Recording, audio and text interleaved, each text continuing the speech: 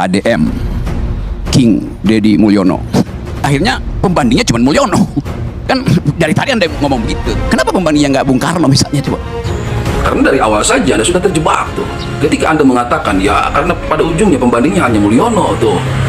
Kenapa tidak pembandingnya itu Bung Karno? Ya kenapa Anda tidak berdiri sendiri sebagai outliers, berbeda dari yang lain? Kenapa pandangan Anda justru terinspirasi dari orang-orang dungu? Tadi itu namanya dungu tuh. Sebagai seorang filsuf yang memiliki ketajaman argumen, memiliki ketajaman analisis, seharusnya Anda mampu mengintip bagaimana track record seorang KDM, di mana pada tahun 99, Kang Deddy sudah mengawali karirnya sebagai seorang legislator, anggota DPRD Kabupaten Purwakarta tuh.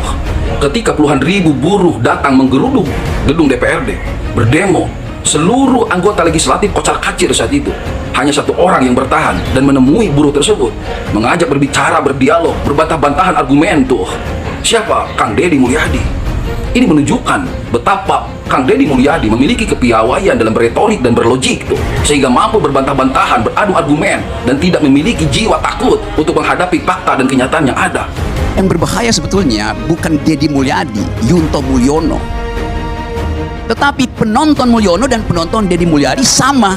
Yang berbahaya itu bukan penonton tuh. Sejak kapan penonton itu bisa berbahaya? Oh tentu saja karena penontonnya sama, misalnya antara penonton KDM dengan penonton Mulyono. Bukankah itu pun penontonnya Prabowo Subianto, penontonnya Anies Baswedan, penontonnya PSBY, penontonnya Habibie tuh. Bagaimana mungkin penonton itu berbahaya? Yang berbahaya itu apa yang ditonton tuh. Seperti Anda mempertontonkan kedunguan bernalar Anda. Itu yang berbahaya tuh. Teman-teman pendukung Deddy Mulyadi, yang penting visualisasinya bisa menghemat anggaran. Oh bagus. Tapi dalam politik orang mengukur visualisasi itu demi apa kalau visinya dangkal? Visinya dangkal. Jelas-jelas visinya untuk menghemat anggaran tuh. Penghematan anggaran tersebut divisualisasikan sebagai sebuah pesan untuk disampaikan kepada masyarakat tuh. Bagaimana itu hanya sebuah visualisasi, sementara itu adalah visi menghemat anggaran. Ngirim anak ke barak itu dangkal. Barak itu didisiplinkan tubuhnya.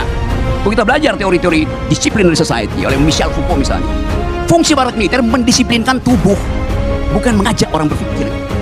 Yang dangkal tuh justru cara bernalar Anda tuh Bung Rocky, yang memaknai barak hanya sebatas tempat pendisiplinan tubuh semata tuh. Sama seperti Anda dulu mengatakan bahwa kitab suci itu fiksi. Anda mengajak kita semua untuk berpikir, mencari makna lain yang tidak terkandung di dalam KBBI itu, supaya pikiran kita bertambah dan bertumbuh. Tapi kenapa ketika Anda memaknai barak, takut pada pemaknaan tersebut? Kenapa Anda sendiri yang justru terjebak pada pemaknaan istilah tersebut? Hanya pada pendisiplinan tubuh semata tuh. Kenapa tidak berupaya untuk memaknai kalimat lain dari pandangan-pandangan orang lain tuh? Sehingga upaya Anda memberikan pandangan itu secara utuh, secara komprehensif tuh.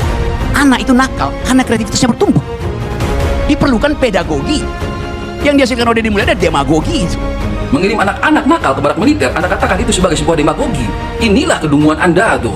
Berupaya untuk membodoh-bodohi masyarakat dengan istilah-istilah asing yang jarang didengar. Demagogi itu adalah berasal dari bahasa Yunani, dari akar suku kata demos yang artinya masyarakat dan agogos yang artinya pemerintahan yang bernarasikan negatif tuh. Artinya demagogi adalah upaya pemerintahan yang bernarasikan negatif tadi memanipulasi masyarakatnya demi mencapai tujuan pribadinya. Justru yang Kang Deddy hadirkan itu adalah pedagogi itu. Karena anak-anak di barak militer tidak hanya disiplinkan tubuhnya, tetapi dihadirkan ahli psikolog, para guru, begitupun dari tokoh agama, agar mereka tidak hanya disiplin dari segi tubuhnya, disiplin waktunya, juga disiplin cara bernalarnya. Pandangan buruk tentang barak yang Bung Rocky ucapkan, sesungguhnya itu adalah sebuah pendeskreditan. Seolah-olah tidak ada manfaat anak-anak yang kehilangan arah ini masuk ke dalam barak militer. Saya ingin ingatkan kepada Anda Bung Rocky bahwa dari rahim militer mampu pula melahirkan anak-anak bangsa terbaik seperti halnya Insinyur Soekarno, Pak Soeharto, Pak SBY, begitupun hari ini Presiden kita Pak Prabowo Subianto. Mereka adalah anak-anak bangsa terbaik yang lahir dari rahim militer. Lantas bagaimana mungkin pandangan Anda menganggap bahwa barak adalah sebuah kedangkalan? Justru anak didik itu diprovokasi untuk berpikir nakal. Karena pada faktanya, anak-anak kita yang dimasukkan ke dalam barak, mereka tidak perlu lagi diprovokasi untuk berpikir nakal tuh. Mereka tidak hanya berpikir nakal, tetapi mereka sudah melakukan perbuatan nakal tuh. Perbuatan nakal inilah yang berupaya untuk dikontrol, berupaya untuk diarahkan agar tumbuh kembang kreativitasnya sesuai dengan aturan, sesuai dengan pri kemanusiaan tuh. Karena fakta yang terjadi, kreativitas mereka bertumbuh kembang secara liar. terjadi tawuran, terjadi minum-minuman keras, terjadi hal-hal negatif tentang kriminalitas misalnya. Itu faktanya. Karena itu anak yang sudah kehilangan arah, kreativitasnya liar, maka perlu dibentuk pola pikir yang baik, maka dimasukkan ke dalam barak militer dan dihadirkan ahli-ahli psikolog, ahli-ahli agama dan lain sebagainya, berupaya agar mereka tidak hanya didisiplinkan tubuhnya, tetapi juga didisiplinkan cara bernalarnya. Jika Anda berpikir misalnya agar Indonesia ini maju, maka harus mencontoh kepada negara-negara yang maju, misalnya Amerika contohnya. Bagaimana mungkin kita bisa menerapkan sistem pendidikan yang seperti di Amerika kepada kita? Karena tidak cocok dari segi budaya maupun kultur kebangsaan kita. Kita lihat faktanya, anak-anak di negara-negara maju, Amerika misalnya, di usia 15 tahun mereka sudah diberikan kebebasan untuk hidup, tinggal bersama pasangannya, melakukan free sex, minum minuman keras secara bebas. Apakah itu cocok diterapkan di negara kita? Sebagai negara yang memegang teguh Pancasila yang berketuhanan Maha Esa, tentu ini adalah sebuah sistem pendidikan yang bertolak belakang. Karena itu, kemajuan sebuah bangsa tidak bisa diukur dari bagaimana kita bisa bersaing hebat di dunia internasional semata, tetapi mampu melahirkan jati diri bangsa. Sistem pendidikan kita yang diwarisi oleh leluhur-leluhur kita sesungguhnya tidak kalah hebat bersaing dengan bangsa asing tuh, jika kita mampu menerapkannya secara komprehensif. Salah satu contohnya adalah sistem pendidikan yang ada di tanah Sunda yang dikenal dengan Pancawaluya. Pinter, bager, bener, cager, singer, itu tidak dikenal oleh bangsa asing tuh. Sistem pendidikan Pancawaluya ini sesungguhnya membentuk manusia yang paripurna. Dia yang tidak hanya cerdas secara intelektual, tapi juga cerdas secara emosional dan juga cerdas secara spiritual. Sistem pendidikan bangsa asing hanya mampu melahirkan generasi-generasi yang cerdas secara intelektual tuh. Karena negaranya menganut sistem kebebasan, lantas kita mau memaksakan sistem pendidikan bangsa asing diterapkan di bangsa kita tuh, hingga akhirnya melahirkan anak-anak yang hanya cerdas secara intelektual tapi bobrok secara moral tuh. Hidup tinggal secara bebas tuh, tanpa sebuah pernikahan mampu melahirkan anak-anak tuh. Apa mau bangsa kita, negara kita melahirkan generasi-generasi seperti itu? Tentu tidak.